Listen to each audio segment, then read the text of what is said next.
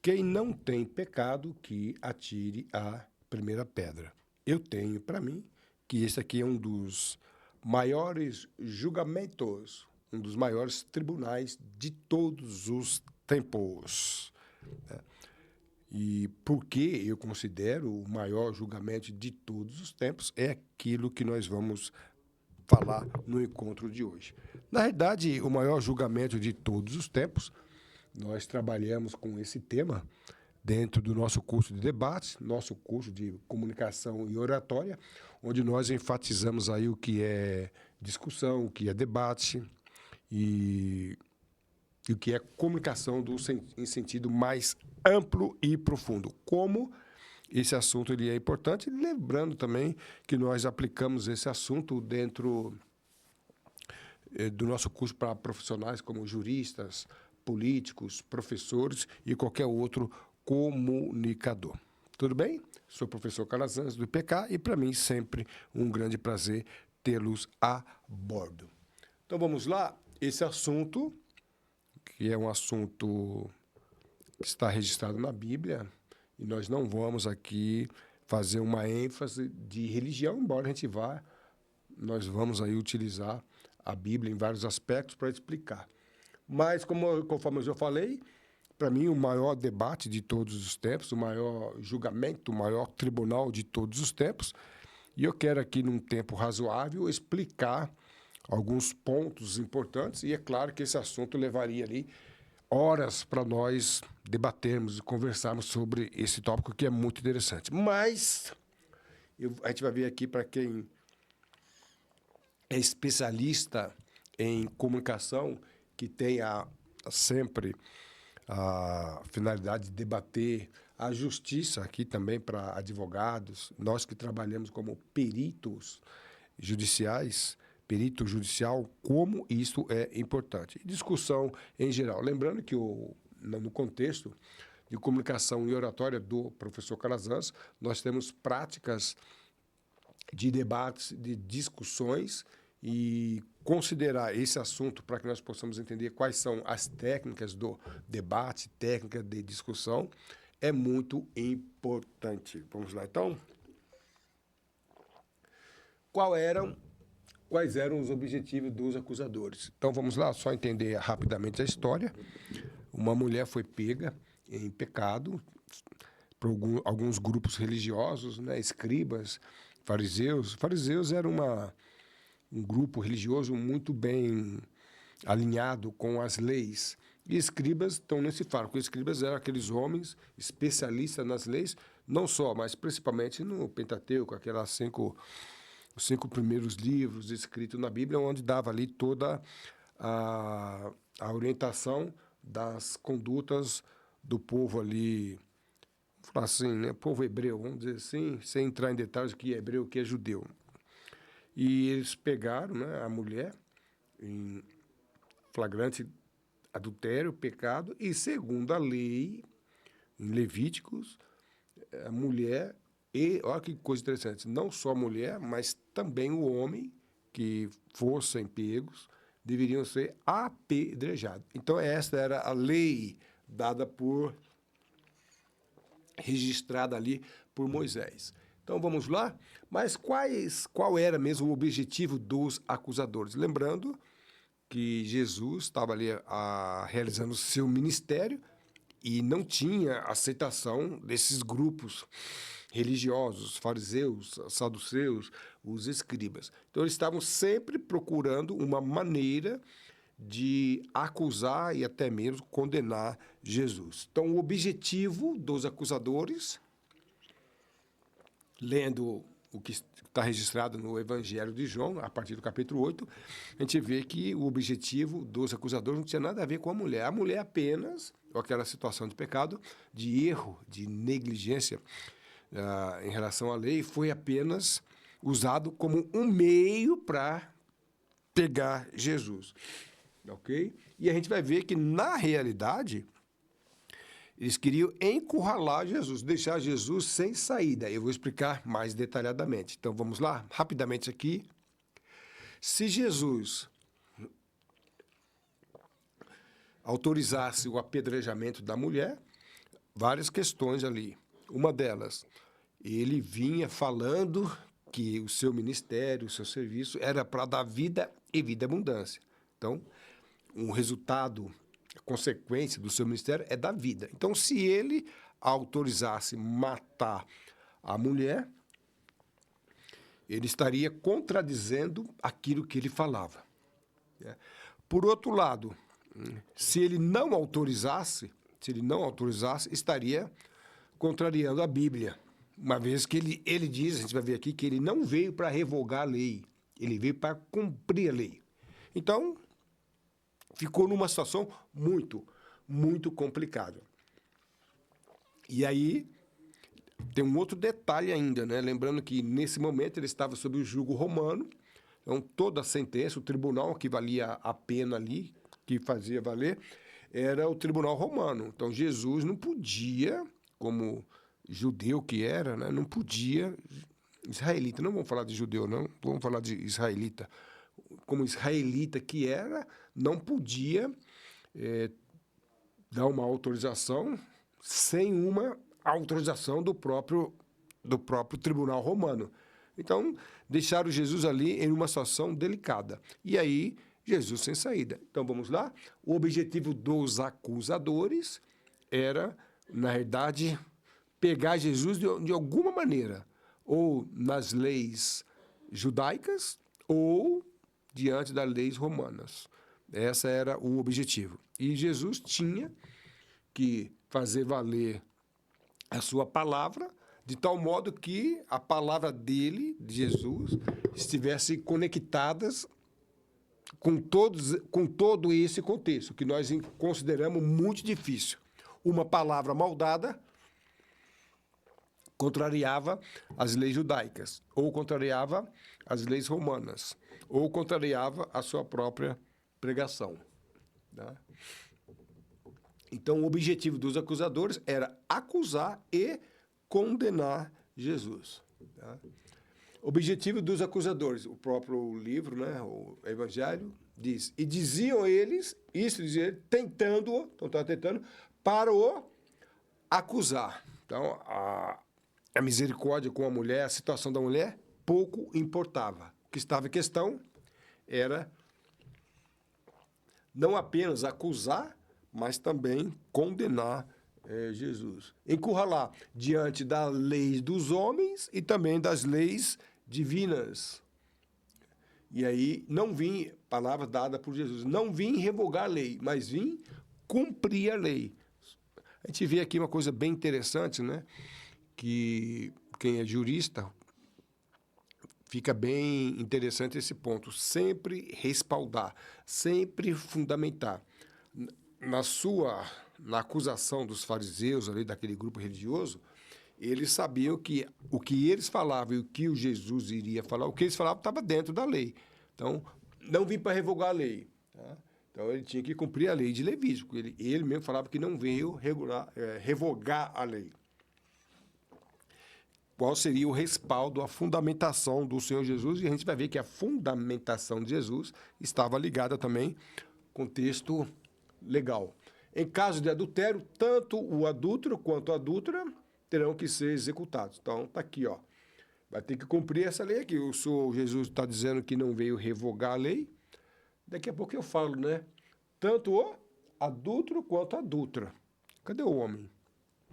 Só trouxeram a mulher. Se eles pegaram a mulher em flagrante, o homem também deveria ter sido trazido, porque a lei falava sobre isso. Mas deixa isso aí, daqui a pouco a gente comenta sobre isso aqui. Mas o que eles queriam é deixar Jesus sem saída diante desse contexto legal aqui, de Levíticos 20:10.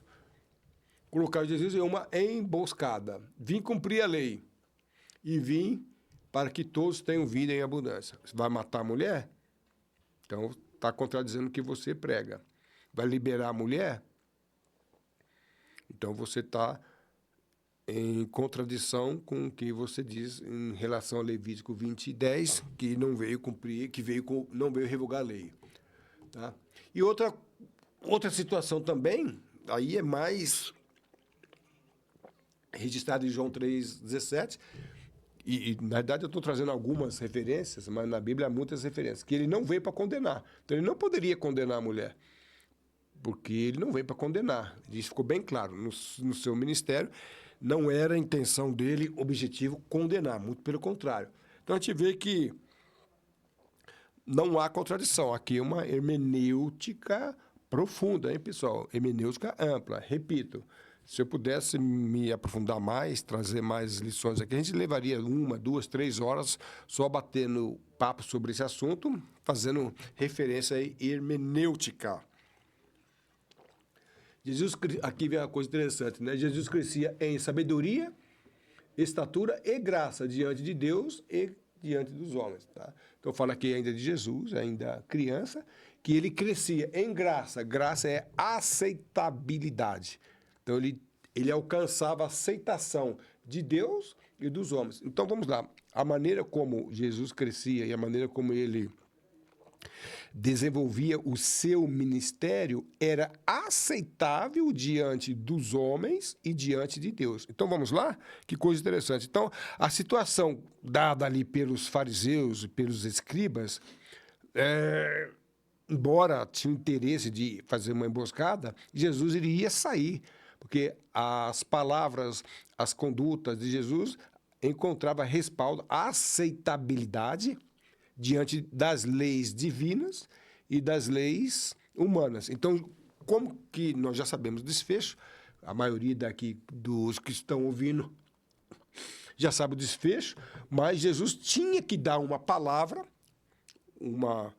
se manifestar de tal maneira que a sua conduta, melhor, a sua palavra, as suas palavras, estaria de acordo com as leis dos homens e também de acordo com as leis divinas, né? Então, se ele alcançava graça, a palavra dele, a sua condenação ou absolvição, teria que encontrar aceitabilidade, respaldo diante da lei dos homens e da lei de Deus. Então, lembrando que aqui estava sob o jugo romano. Na realidade, Jesus não poderia nem diante da lei dos homens, nem acusar, nem condenar e nem absolver, sem uma apresentação diante do tribunal romano.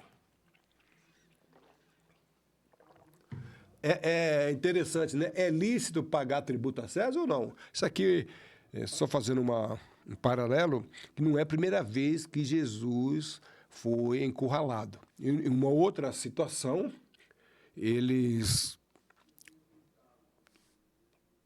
o povo israelita estava sob o jugo romano e eles não concordavam em pagar tributos. Então, eles colocaram Jesus também numa situação difícil. É lícito ou não? É legal pagar tributos romanos? Nós somos israelenses, israelitas, e devemos pagar tributo. Quando eles fazem essa pergunta para Jesus, a intenção era colocar Jesus contra o Império Romano, que não ficaria nada bem. Então, que resposta que ele dá? A pergunta é fácil, o problema é a resposta. Dai, pois, a César o que é de César. Pronto, dá a César o que é de César. Então, ele deu uma resposta levando os homens a refletirem sobre a questão. Dá a César o que é de César. Pronto, e assim ele resolveu o assunto. Objetivo dos acusadores também, lembrando que havia parcialidade, né? Cadê o homem? Nós vimos lá em Levíticos 20:10 que tanto o homem quanto a mulher, os dois que cometeram o crime da desobediência, os dois deveriam ser, né? Então, cadê o homem? Parcialidade. Só que uma coisa interessante, né? Jesus fala, né? Jesus não, né? Isaías 64:6 fala que a justiça dos homens é trapo de imundícias, no sentido de ser uma justiça parcial, não é uma justiça justa, né? Não é uma justiça que vem do justo juiz. A Bíblia usa essa expressão, né? Justo juiz. É uma justiça justa. E nesse caso aqui, esses homens estavam sendo parciais. E aqui eu só queria dizer uma coisa para quem trabalha como jurista, para quem trabalha como debate. Jesus aqui não perdeu o foco. Ele poderia até falar, cadê o homem? traz o homem também. Não, o que estava em questão era a mulher. Na realidade, quem estava em questão mesmo era Jesus. E eles usaram a mulher para isso.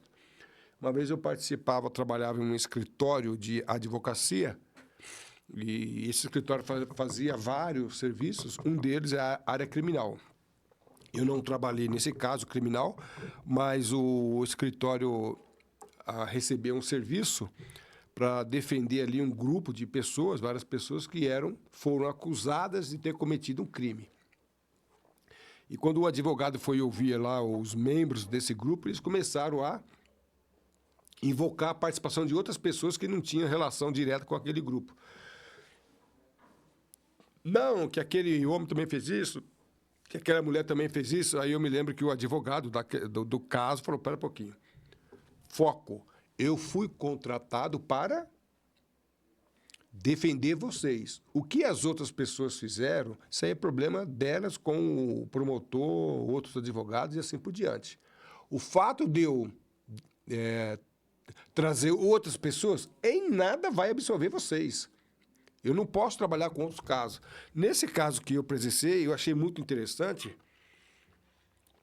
sobre o foco. Aqui Jesus também poderia ter invocado a lei, Levíticos 20:10, e pedir ali ao homem, a presença do homem para que fosse também julgado. Então a gente tem que entender, para quem é jurista, debatedor, entender que não podemos perder o foco. E hoje nós vemos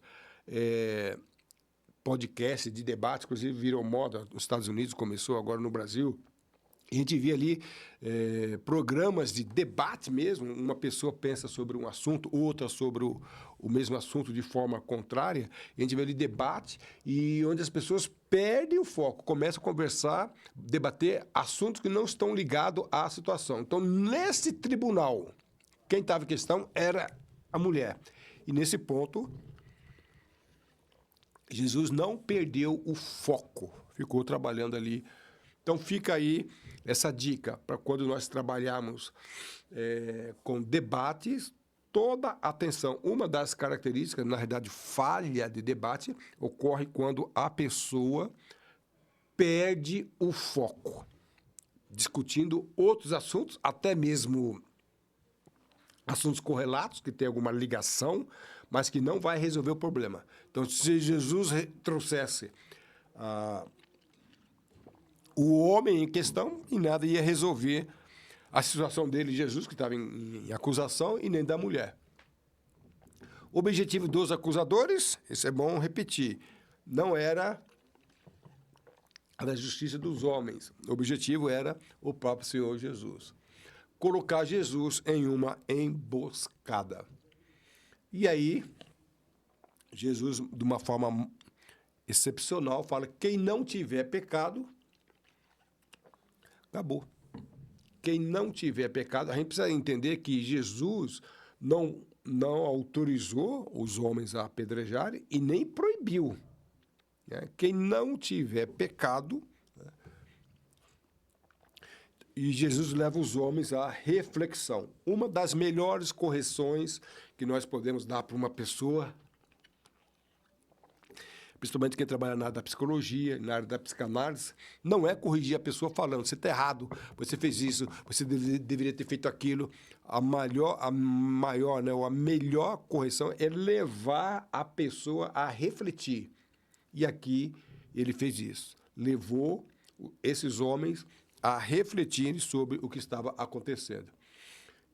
Na realidade, também, está escrito em Romanos 3:23, embora Romanos foi escrito bem depois desse episódio, mas Jesus coloca o homem dentro desse contexto. Quem não pecou? Todos pecaram e todos foram destituídos. Então, Jesus faz o homem a refletir. A gente percebe aqui que Jesus, embora não cite as leis, não cite Romanos, João, Levítico, Jesus vai enquadrando o homem dentro da lei. Como jurista aqui, Jesus foi perfeito, que ele vai enquadrando a conduta, porque o bom do direito, que nós chamamos de fundamentar. O que é fundamentar? É enquadrar a conduta das pessoas dentro da lei. E Jesus, com suas pouquíssimas palavras, ele faz isso. Ele enquadra o homem dentro da lei. Embora eu tenha trazido aqui Romanos 3:23, há outras passagens bíblicas que falam e deixam bem claro que todos os homens erraram, pecaram. Mas vamos lá. Quem não tiver pecado, fica à vontade. Saíram um a um, a começar pelos mais velhos, até os últimos. Interessante aqui, né? A começar pelos mais velhos. Deuteronômio 21, eu tenho trazido o Deuteronômio 21, que é um livro também da lei. Ali vocês podem ver que não é só esse livro, outros livros, mas deixa bem claro o Deuteronômio 21, que...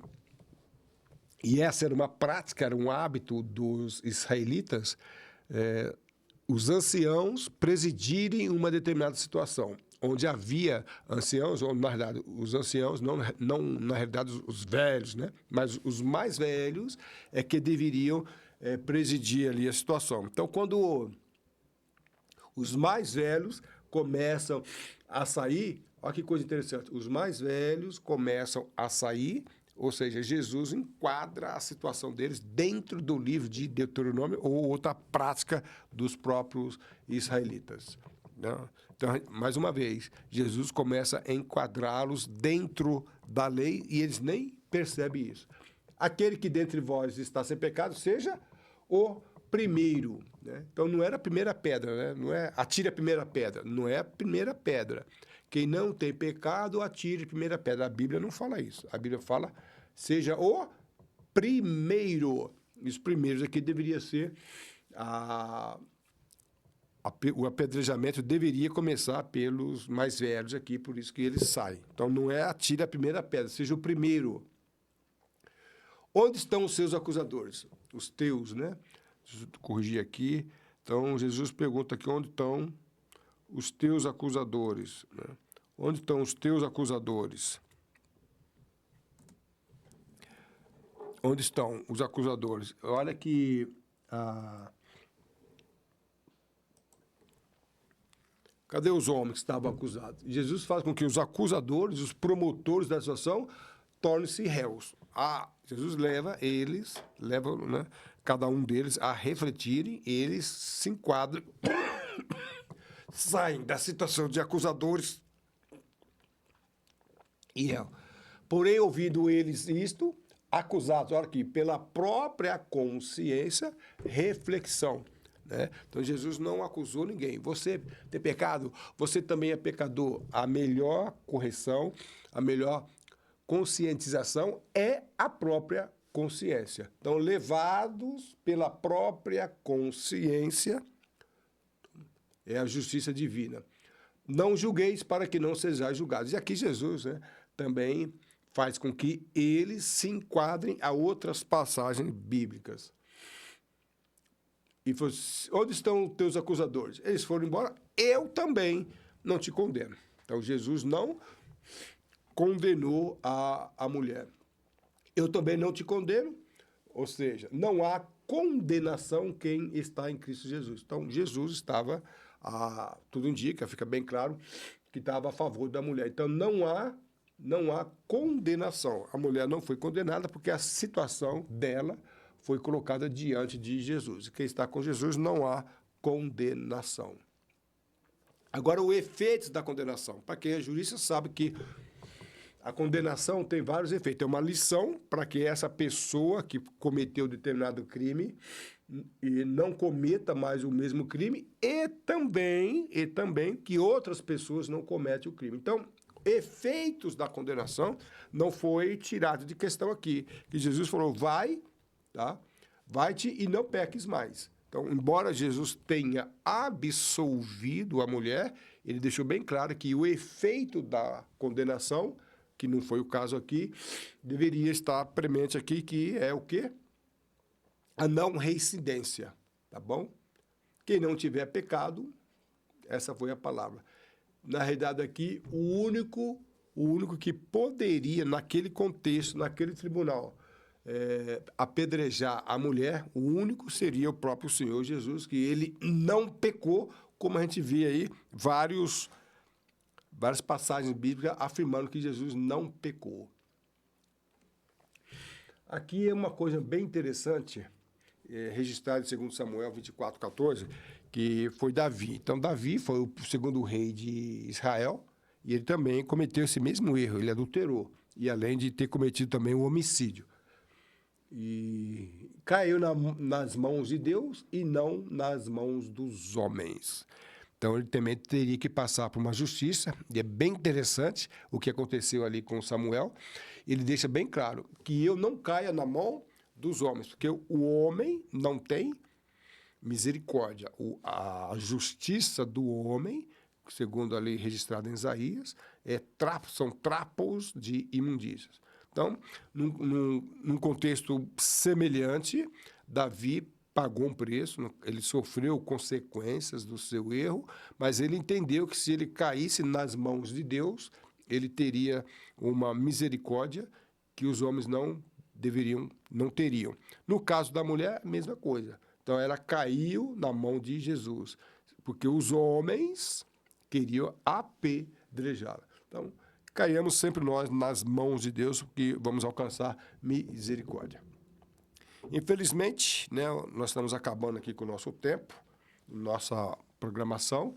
Lembrando que esse assunto faz parte do nosso curso de comunicação e oratória, onde nós trabalhamos com debate, discussão e comunicação, e nos nossos cursos nós vamos ali detalhar mais tópicos relacionados a esse assunto aqui, tá bom? Esse assunto, para mim aqui, o maior tribunal de todos os tempos, ele é riquíssimo em se tratando de comunicação, de oratória, debate, discussão, equidade, justiça e assim por diante. Nós não vamos exaurir o tema aqui, tá bom? Se você quiser conhecer mais sobre os nossos cursos, vou deixar aqui o QR Code e você pode fazer parte do nosso grupo, vai receber mais informações sobre os nossos cursos de comunicação e oratória. E também no nosso site, Professor Calazans, você tem também mais informações sobre os nossos cursos e no canal do YouTube vários vídeos sobre este assunto, ok? Legal esse assunto, hein? Mas tem mais coisa, hein, para a gente falar sobre isso. A gente faz debate, onde os alunos colocam as suas situações para que a gente possa ter aí uma ideia do que é comunicação e oratória, tá bom? A sua atitude define a sua altitude. Voe alto. Estude com o professor Calazans. Para mim, professor Calazans, sempre um grande prazer tê-los a bordo. Um abraço e tudo de bom.